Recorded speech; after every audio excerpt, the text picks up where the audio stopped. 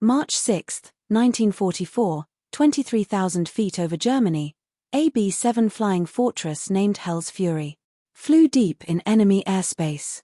In the tail gun position, Staff Sergeant Michael Mike Donovan watched 12 Messerschmitt Bf 109s form up for attack. Standard procedure. Said, retreat to your position and fire defensively. Training said, conserve ammunition. Common sense said, stay alive. Donovan had other plans. In the next 4 minutes, 12 German fighters fell from the sky, 0 American casualties, and every bomber gunner in the 8th Air Force learned a new word, aggression. This is the story of how one tail gunner's suicidal tactic rewrote the rules of air combat, how desperation became doctrine, and how the most dangerous position on a B-7 became the deadliest weapon in the sky. Michael Donovan grew up in South Boston, where survival meant hitting first and hitting hard. His father worked the docks. His older brother boxed Golden Gloves. Mike learned early that waiting gets you hurt. Action keeps you breathing.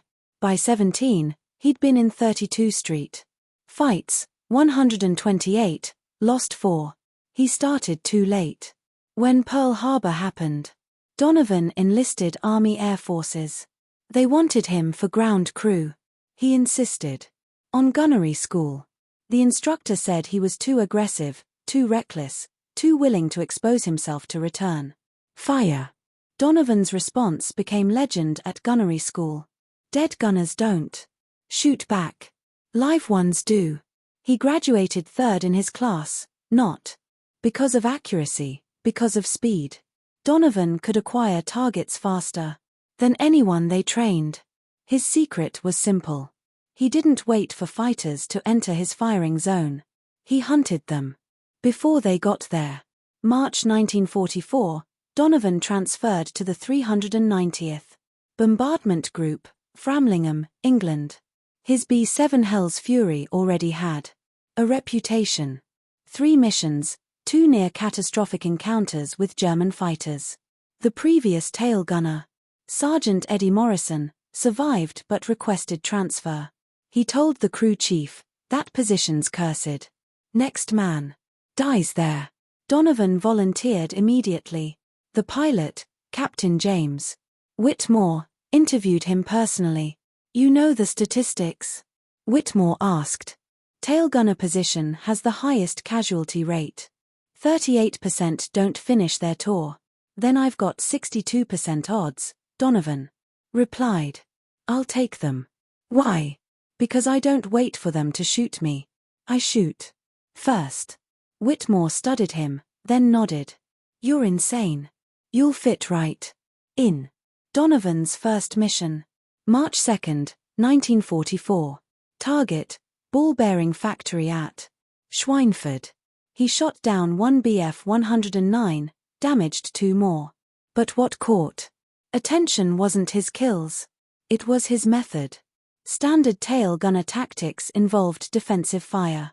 Wait for fighters to commit to attack runs, open fire when they entered effective range, conserve ammunition, protect the aircraft.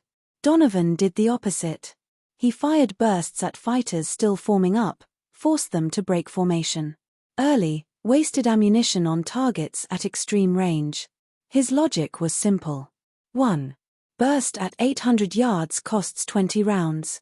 1 fighter breaking attack pattern saves 10,000 pounds of aircraft and 9 lives. The math worked. His second mission. March 4, another factory target. This time, Donovan experimented.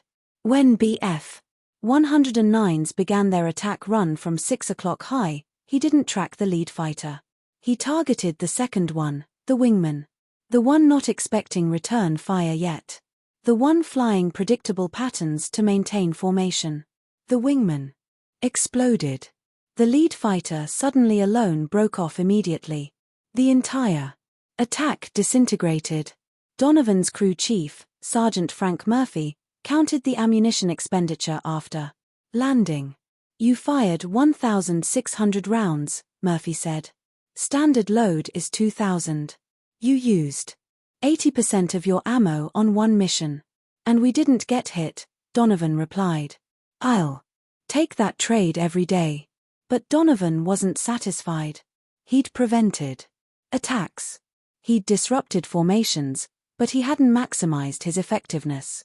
That night in the barracks, he studied German fighter tactics, how they approached, where they positioned, what they expected. German fighters attacked bombers in coordinated waves. Standard pattern: 4 to 6 fighters in echelon formation, approaching from stern quarter high. Lead fighter drew defensive fire. Wingmen exploited the gunner's focus on the primary threat. Standard American response: track the lead threat. Engage when certain of hits. Conserve ammunition for multiple attacks.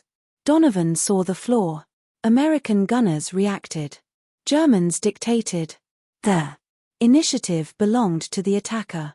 Every defensive doctrine assumed the enemy controlled timing. What if you reversed it? What if you attacked first? What if you forced the enemy to react to you? March 6, 1944. Prem mission briefing. Target: aircraft factory at Augsburg. 800 B-7S, 2,500 German fighters expected.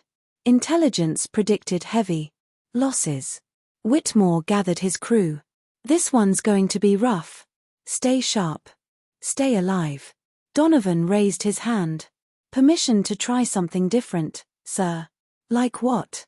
Aggressive fire. I want to engage fighters before they commit to attack runs. Force them to defend before they attack. Whitmore frowned. That burns ammunition. You'll be dry before the real fight. Or I'll prevent the real fight. Donovan said, Sir, we've been playing defense for 2 years. How's that working? 38% tail gunner casualty rate. Maybe it's time we stopped waiting to get shot. The pilot considered, then nodded. You've got one mission to prove it. If we get shredded, you're off the gun. Deal. They took off at 0647 hours. Formation assembly over East Anglia. Climbed to altitude. Cross the channel. Enter German airspace at 0824. The routine felt almost mechanical until the call came at 0919. Fighters 6 o'clock high. 12 bandits. Donovan swiveled his twin 50s. 12 Bf 109s 2,000 yards out. Forming up for coordinated attack. Standard response: wait until they commit, then engage the lead fighter. Donovan did neither. He opened fire immediately at 2,000 yards.